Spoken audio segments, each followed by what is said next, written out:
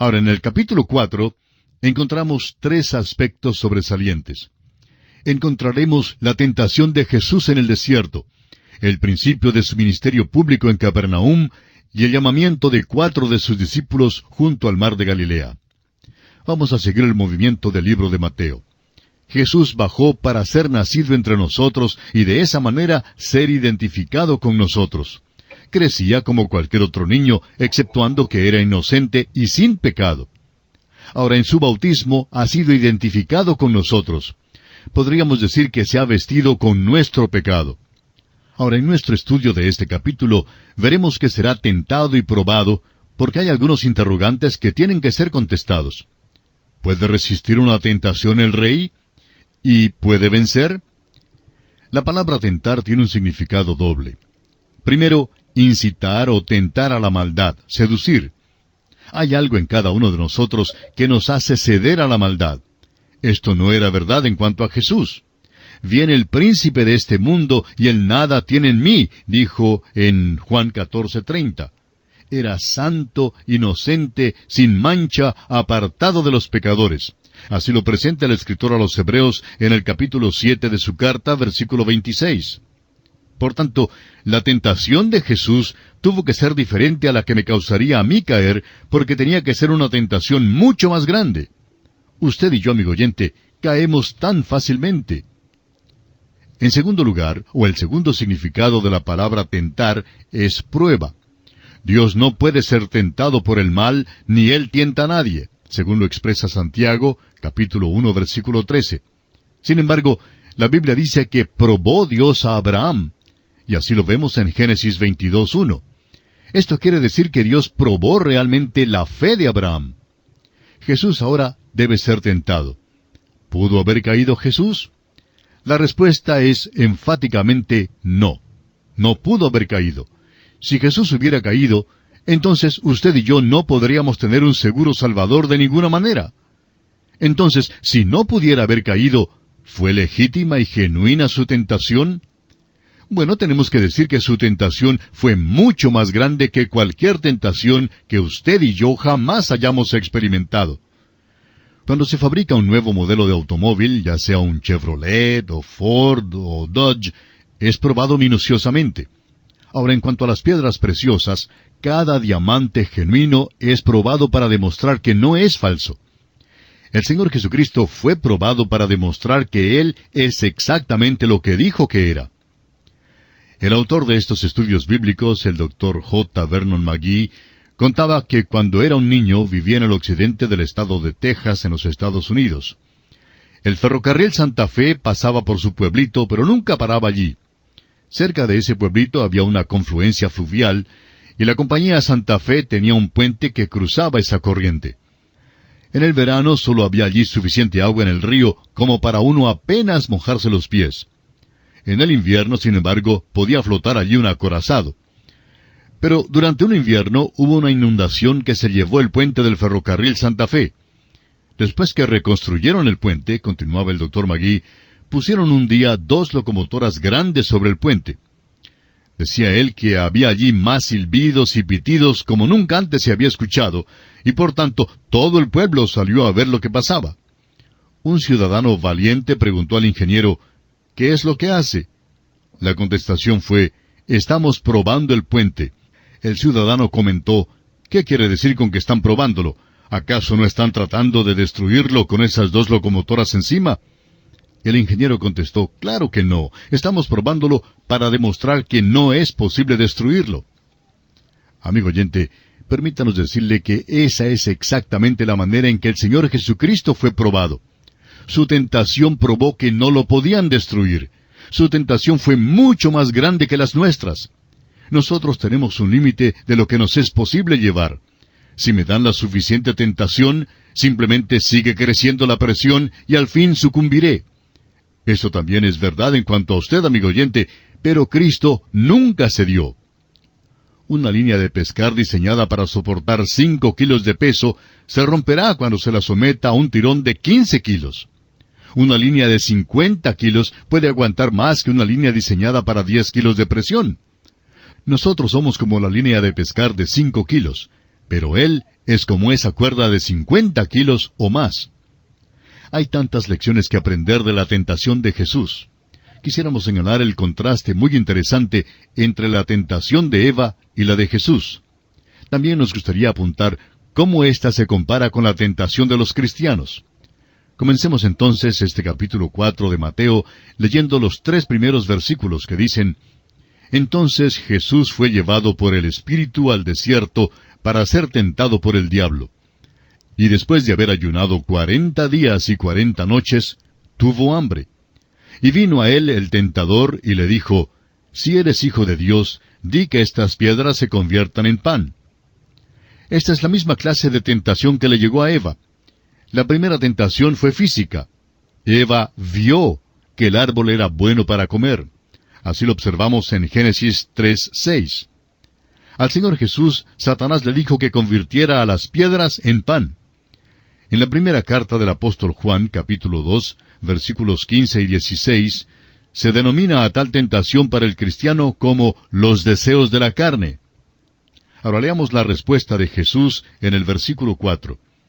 Él respondió y dijo: Escrito está, no sólo de pan vivirá el hombre, sino de toda palabra que sale de la boca de Dios. Esta respuesta es una cita de Deuteronomio 8:3. Jesús ciertamente conocía el libro de Deuteronomio y creía que era la palabra inspirada de Dios. Ahora viene la segunda prueba contenida en los versículos 5 y 6 de este capítulo 4 de Mateo. Entonces el diablo le llevó a la santa ciudad y le puso sobre el pináculo del templo y le dijo: Si eres hijo de Dios, échate abajo, porque escrito está: A sus ángeles mandará acerca de ti, y en sus manos te sostendrán para que no tropieces con tu pie en piedra. El diablo está citando el Salmo 91, versículos 11 y 12, pero no lo cita con exactitud. Ahora esta es la tentación espiritual. Para Eva se llevó a cabo al ver que el fruto era codiciable para alcanzar la sabiduría. Para el cristiano, esta tentación es la vanagloria de la vida. Jesús entonces responde una vez más. Veamos el versículo 7. Jesús le dijo: Escrito está también, no tentarás al Señor tu Dios. Aquí el Señor Jesús cita las palabras de Deuteronomio capítulo 6, versículo 16.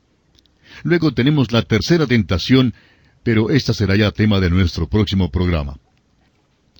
Continuamos hoy, amigo oyente, nuestro recorrido por las páginas del Nuevo Testamento, y nos encontramos en el Evangelio según San Mateo. En nuestro programa anterior concluimos con la segunda tentación de Jesús, o sea, la tentación que describimos como tentación espiritual. Nos corresponde hoy la tercera tentación, o sea, la tentación psicológica. Y al efecto vamos a leer los versículos 8 y 9 de este capítulo 4 del Evangelio según San Mateo, que dicen: Otra vez le llevó el diablo a un monte muy alto, y le mostró todos los reinos del mundo y la gloria de ellos, y le dijo: Todo esto te daré, si postrado me adorares. Esto es lo mismo que Eva vio en el fruto. Era agradable a los ojos. En la primera carta del apóstol Juan, capítulo 2, versículo 16, dice que el creyente será tentado por los deseos de los ojos, las cosas que están en el mundo. Y tememos que esto es lo que obtiene la victoria sobre muchísimos de nosotros. Notemos la contestación que da Jesús en el versículo 10. Dice: Entonces Jesús le dijo: Vete, Satanás, porque escrito está: Al Señor tu Dios adorarás, y a Él solo servirás. Está citando de Deuteronomio capítulo 6, versículo 13 y 10:20. Amigo oyente, vemos que cada vez nuestro Señor contestó citando las Escrituras. Ciertamente eso debe tener un mensaje para todos nosotros. ¿Por qué es que tantos de nosotros tenemos tanta dificultad en vivir la vida cristiana? Permítanos decir lo siguiente con bondad. Es por causa de una ignorancia de la palabra de Dios. Notemos que nuestro Señor siempre contestó citando la palabra de Dios. Creemos que la palabra de Dios tiene una respuesta para su problema particular. Eso no quiere decir que yo sé la respuesta a su problema, amigo oyente. No quiere decir que su psicólogo o psiquiatra sabe la respuesta a su problema. Dios tiene una respuesta para su problema y se encuentra en su palabra. Por esa razón debemos conocer mucho mejor al libro de los libros que lo que ahora lo conocemos. Creemos que es interesante notar que el Señor Jesús contestó a Satanás cada vez con la palabra de Dios. No dijo primero que pensaba esto, ni que pensaba aquello, ni que pensaba en algo que fuera mejor. Muy categórica y definitivamente citó la palabra de Dios, aquello que es la respuesta. Para el Hijo de Dios eso es suficiente. Y a propósito, parece que el diablo también cree que es una respuesta muy buena. Notemos lo que dice en el versículo 11. El diablo entonces le dejó, y he aquí vinieron ángeles y le servían. El Evangelio según San Lucas capítulo 4 versículo 13 nos dice que el diablo se apartó de él por un tiempo. Creemos que volvió al otro día y durante toda su vida. Creemos que Jesús fue tentado especialmente en Getsemaní por el diablo. Hay otras cosas interesantes que mencionar con respecto a la tentación del Señor. Él nace como rey, fue presentado como el rey, y fue bautizado como rey. Ahora es tentado como rey. Por todo nuestro caminar en Mateo, Él es el rey. Esta tentación reveló muchas cosas. En primer lugar, revela que el diablo es una persona. En este contacto con Jesús se le trata como una persona. Eso debe contestar la pregunta para cualquier creyente en el día de hoy. A veces surge la pregunta, ¿es el diablo una influencia o qué es? Luego nos fijamos en la insinuación muy sutil del diablo. En primer lugar dice en el versículo 3, si eres hijo de Dios, di que estas piedras se conviertan en pan. En otras palabras, Satanás está diciendo, pruébalo de una manera que no sea la voluntad de Dios. Ahora, claro que no hubo ningún intento por tentar a Jesús a cometer un crimen. Para él no creemos que hubiera sido una tentación verdadera. En realidad la tentación fue a que hiciera algo bueno.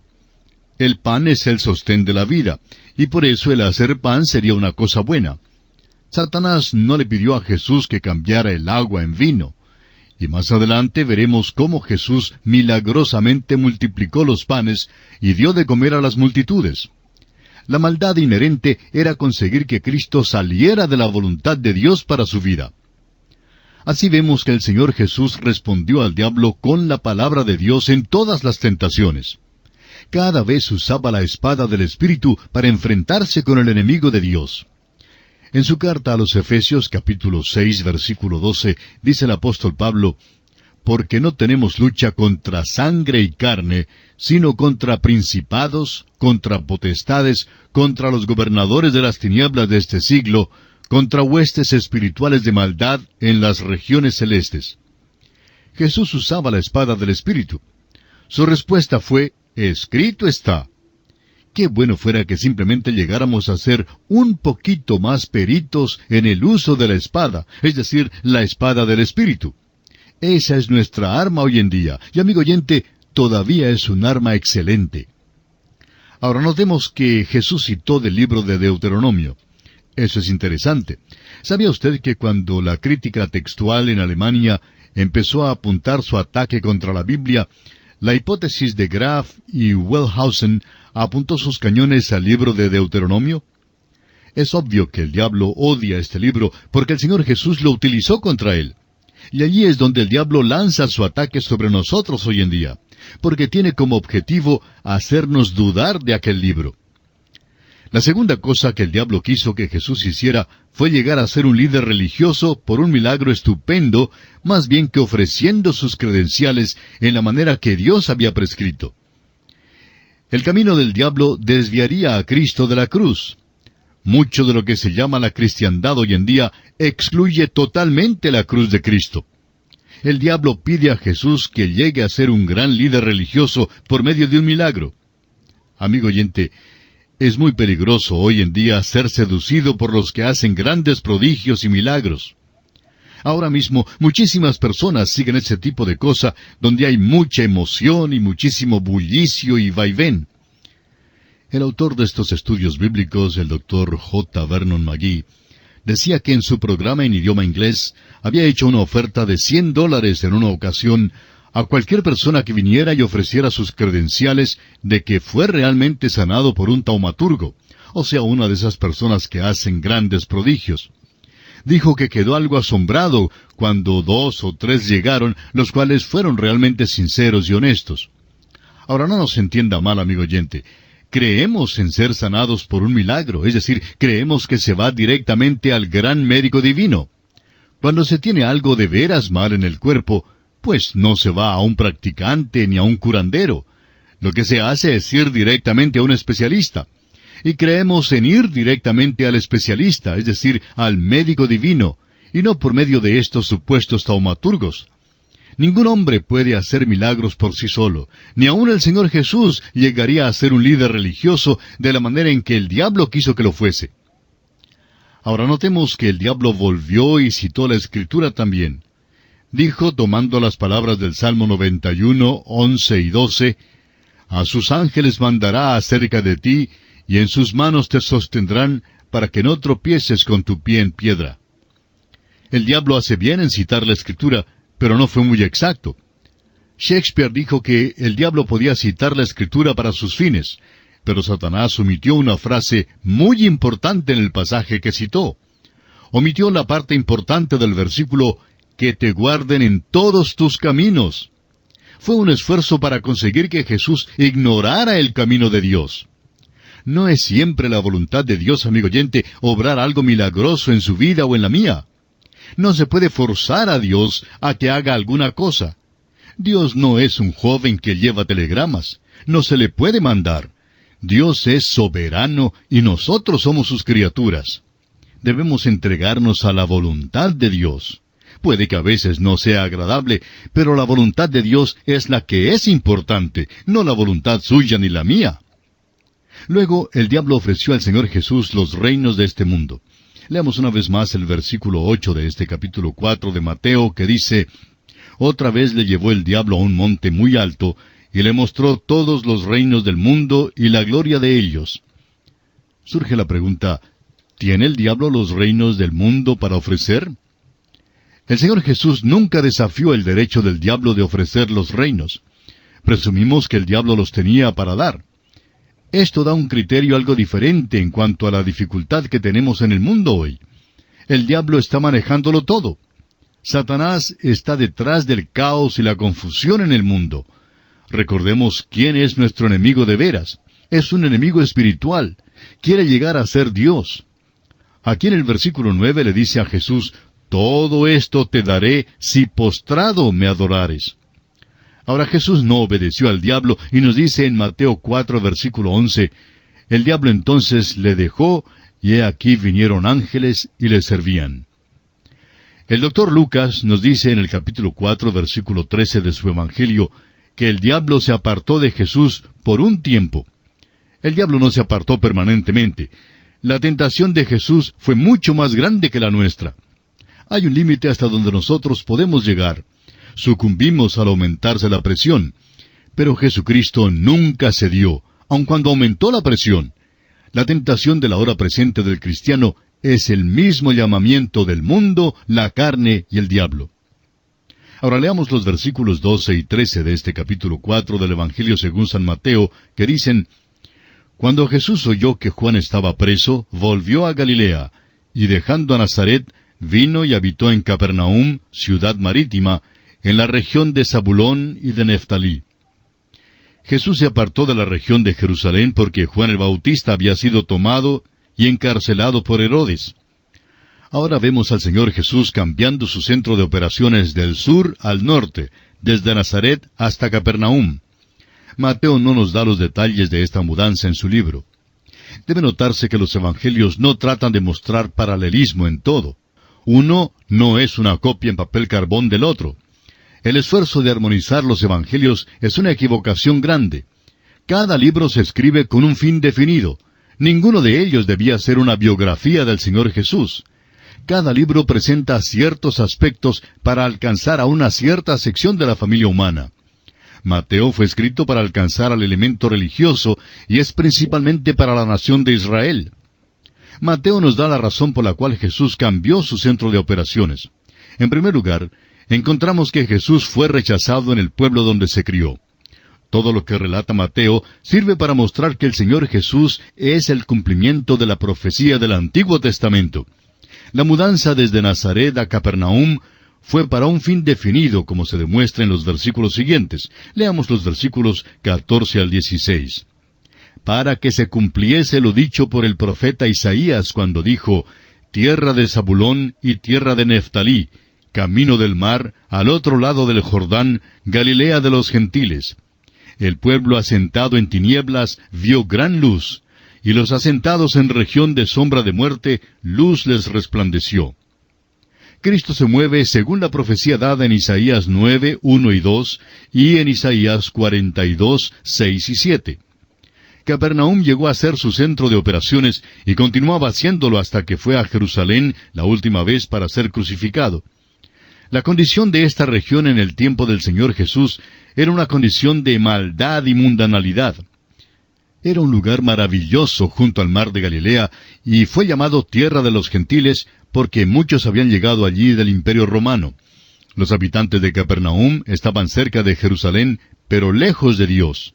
La gran luz del Señor Jesús resplandeció sobre ellos, y su misma presencia creó una responsabilidad para ellos. Presenciaron muchos de sus milagros, pero había poco resultado. Luego, en Mateo capítulo 11, versículos 20 al 24, el Señor Jesús pronuncia juicio sobre ellos cuando dice, «¡Ay de ti, Capernaum!». En Capernaum, Jesús empezó donde Juan el Bautista había dejado de predicar. Leamos el versículo 17. Desde entonces comenzó Jesús a predicar y a decir, «Arrepentíos, porque el reino de los cielos se ha acercado». El mensaje de Jesús era, «Arrepentíos, vuélvanse, venid a mí, porque el reino de los cielos se ha acercado». Ahora el mismo rey en persona dijo eso. No se puede tener un reino sin un rey. El reino de los cielos es el reino de los cielos aquí en la tierra. Esto es lo que Jesús traerá a esta tierra algún día. Esta tierra será un cielo algún día para un pueblo terrenal y entrarán a la eternidad aquí mismo en la tierra. Ahora Jesús empieza a reunir a sus discípulos. Notemos en los versículos siguientes, 18 y 19, que dice, «Andando Jesús junto al mar de Galilea, vio a dos hermanos, Simón, llamado Pedro, y Andrés su hermano, que echaban la red en el mar, porque eran pescadores. Y les dijo, Venid en pos de mí, y os haré pescadores de hombres». En los Evangelios, el Señor hace por lo menos 3 llamamientos a estos hombres, o quizá fuera más exacto decir que 3 encuentros tuvieron lugar entre Cristo y estos hombres. La primera reunión la tuvo en Jerusalén, como lo veremos en Juan, capítulo 1, versículos 35 al 42. La segunda reunión ocurrió junto al mar de Galilea, y es aquí donde el Señor Jesús los llama. Luego encontraremos que los llamó una vez más a ser apóstoles. Lo maravilloso es que llamó a hombres humildes como estos, y esto nos revela que puede usarnos también a nosotros, a usted y a mí, amigo oyente. Cuán maravilloso es saber que no llama a los hombres perfectos. Él llama a gente simple a que le sirva. Note que dijo, «Venid en pos de mí, y os haré pescadores de hombres». A usted quizá no le dé el oficio de pescador, porque usted no es pescador, ya que se encuentra en otro oficio. Bueno, Dios lo utilizará, no importa cuál sea su talento. Hace años había una señora miembro de una iglesia que hacía unas tortas muy sabrosas. Ella se lamentaba del hecho de que tenía un impedimento en el habla. Su pastor le dijo, «¿No se le ha ocurrido jamás a usted que es posible que el Señor quiera que usted esté en la iglesia para hacer tortas?» Alguien dirá, «Pues eso es ridículo». Pero no lo es, amigo oyente. Lo importante es que cualquiera que sea su talento, Dios lo puede usar si deja que Él lo use. Aun si usted cree que no tiene talento, Dios puede usarlo. No es que todos hacemos la misma cosa, porque todos no tenemos el mismo don. El cuerpo de Cristo tiene muchos miembros, y todos no son iguales. Volviendo ahora al texto, notemos lo interesante que eran estos hombres que Jesús llamó. No vamos a entrar en detalles aquí acerca de estos discípulos, porque nos familiarizaremos más con ellos en los otros evangelios. Pero notemos su reacción cuando Jesús les convida a seguirle. Leamos ahora los versículos 20 al 23 de Mateo capítulo 4. Ellos entonces, dejando al instante las redes, le siguieron. Pasando de allí, vio a otros 2 hermanos, Jacobo, hijo de Zebedeo, y Juan su hermano, en la barca con Zebedeo su padre, que remendaban sus redes, y los llamó. Y ellos, dejando al instante la barca y a su padre, le siguieron.